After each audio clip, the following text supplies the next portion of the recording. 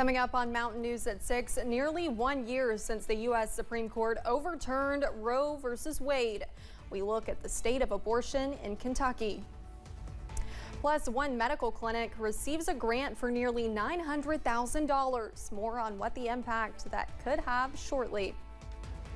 And shower chances diminish for a bit this weekend, but it's still late June. Details on the potential for severe weather, too, coming up as Mountain News at 6 starts now. Dedicated to Eastern and Southern Kentucky, this is WYMT Mountain News at 6.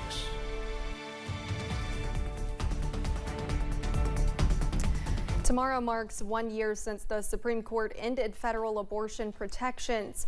Justices overturned Roe v. Wade with a new landmark decision. Julia Sandor spoke to those on each side of the topic. Nearly 1 year ago, the Supreme Court overturned the constitutional right to an abortion.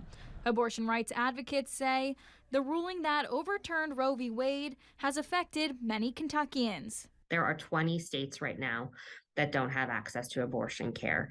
And so just because they are going to Indiana or Illinois right now, it doesn't mean that capacity there for abortion providers has doubled or tripled even to support the need. But for anti-abortion advocates, they say this was a positive change. Even today, sometimes I go, we know it happened, but did it really happen? Because, that's 50 years is a long time.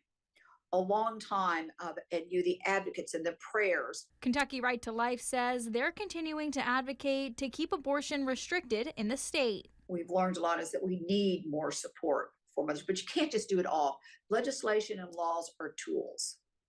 What we need to do in our advocacy work happens on the day-to-day basis in the community. Organizations like Planned Parenthood are still rallying and advocating for abortion access. It's a lot of fear, it's a lot of anguish, it's a lot of desperation. Patients come here, hoping to receive medical care. They don't understand the political climate. They don't understand the political decisions. Kentucky was one of the 13 states where trigger laws took effect after the ruling nearly a year ago. This made most abortions illegal in the state, the only exceptions being to save the life of the mother or prevent disabling injury. Both sides of the argument say they will continue to advocate. Julia Sandor, WKYT. Just this week, the ACLU filed a motion to dismiss its lawsuit against Kentucky's abortion ban. A state Supreme Court decision prompted the move. Justices say abortion providers lack standing to sue on behalf of patients. Workers at a Lexington sexual violence center are being laid off. Former employees say the center laid off 70% of the workers yesterday who had been there full time. One laid-off employee says the executive director of Ampersand told them the agency would be moving in a different direction and that their services were no longer needed. One client at Ampersand is a sexual assault survivor, and she says she does not know where she would be without the counseling there.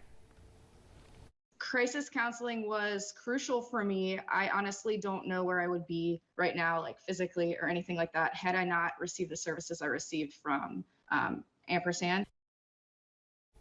Burling also went on to say she is concerned about clients who may be affected by the layoffs, saying firing those who were on staff will affect the entire community.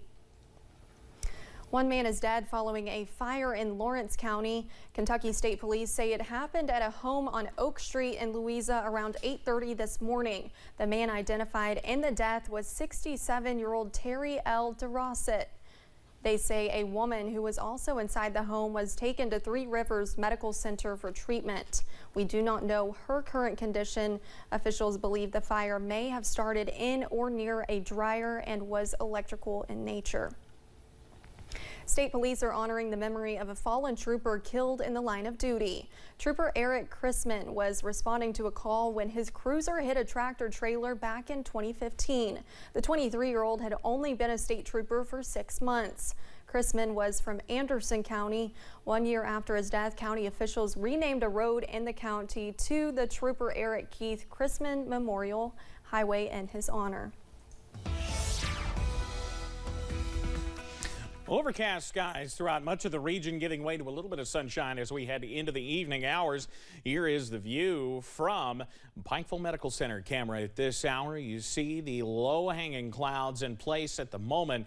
As we go to that camera, we'll see those clouds kind of hanging in the distance there. A few downpours with us, near 70 now in Pikeville, now that we're seeing some sunshine. Temperatures outside of Pikeville at 68, Wise at 68, or Pikeville at 69, Wise at 68, and Grundy at 67. Logan at 68. We're seeing those 70s start to push back into the region. There you see a few downpours still left to go. In fact, let's zoom into the Big Sandy. You see a nice little downpour right to the west of downtown Pikeville. That's something we'll continue to see over the next little bit. A few more scattered downpours across southwest Virginia. So your forecast first as we head through the next 12 hours. Temperatures slowly drop only into the mid-60s. But we also see the potential for, yes, a break in the storms, but more storms possible before the weekend's out. I'll detail the latest on the strong storm potential in just a few minutes. Olivia? All right, thank you, Evan. Mountain Comprehensive Health Corporation received a nearly $900,000 grant to increase the number of addiction-certified treatment providers in southeastern Kentucky. WYMT's RJ Johnson has more. Since 2016, Mountain Comprehensive Health Corporation has served as a training site for different programs, but now they're looking to add more substance abuse treatment providers. Substance abuse coordinator Dr. Sydney Cox says there's a growing concern for such services. One of the things that we notice in providing substance use treatment in this area is that there are several barriers that prevent people from being able to access treatment and maintain treatment. So that can be financial barriers, travel barriers. Receiving a grant from the U.S. Department of Health and Human Services, she says this will add providers every year for the next 5 years. So that's going to be 20 providers over the course of 5 years. So that's going to be a huge increase in therapy domains, prescribing domains, all disciplines that have to do with substance use treatment. Cox says adding more people in this field can help alleviate challenges they are currently facing. By doing this program and increasing the number of providers that are educated specifically in substance use treatment, we're just going to take that progress a step further and be able to reduce that stigma even more, hopefully eliminate it at some point, so that way we can really begin to turn the tide of substance use around in the entire region. The grant is in partnership with the University of Louisville, where people in the program will learn before getting their hands-on experience in their location. In Whitesburg, RJ Johnson, WYMT Mountain News. Cox says the first group of people joining the program are already with MCHC, allowing people in the area an opportunity to join the fight. She says she hopes they can partner with universities in the areas to help train more people wanting to go into the substance abuse treatment field. The governor's office, along with Congressman Hal Rogers' office, announced $21 million from a federal grant will be used for the Panbowl Lake Corridor project in Breathitt County. WYMT's Chandler Wilcox tells us how the grant will benefit the community. Kentucky Highway 15 will soon be expanded. It's 3 lanes now, and it's going to be 5 lanes. There's going to be 2 lanes in each direction with the center turn lane. Washington Avenue, which leads into downtown Jackson, will also be expanded, and sidewalks will be added as well, something Jackson Mayor Laura Thomas says is needed. And you'll come through here and find people literally like walking on the edge of the road, and it's very scary. So that'll be a safety concern that will be met. The grant will not only expand Highway 15, but also strengthen dams across the city. The dam is going to be widened basically to twice its existing width. Drainage systems will improve as a result of strengthening dams that Mayor Thomas says were pushed to their breaking point in recent floods. The project will be able to improve some of the drainage and structural mechanisms of the Panbowl watershed area.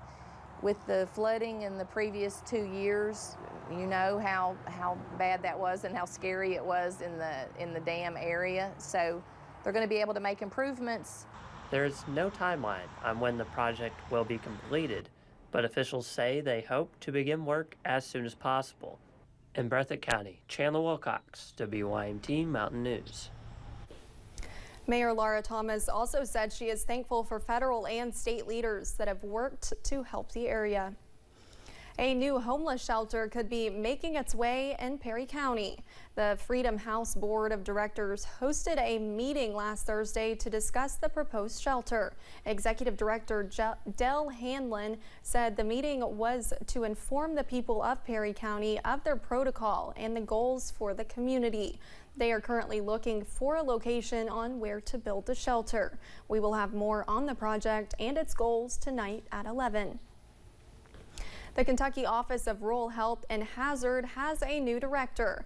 Beattyville native Matthew Coleman has been announced as the new director, officials with the University of Kentucky report. Coleman will oversee a number of federally funded programs and a variety of other services geared toward veterans, emergency managers, rural health clinics, and critical access hospitals. The office's previous director, Ernie Scott, died back in March. Well, coming up, we've got some filtered sunshine on the way for part of the weekend. The details on when the potential for strong storms arrives comes up after this. Plus, as more people head to the lake for summer, we are hearing from officials about keeping safe while out on the water.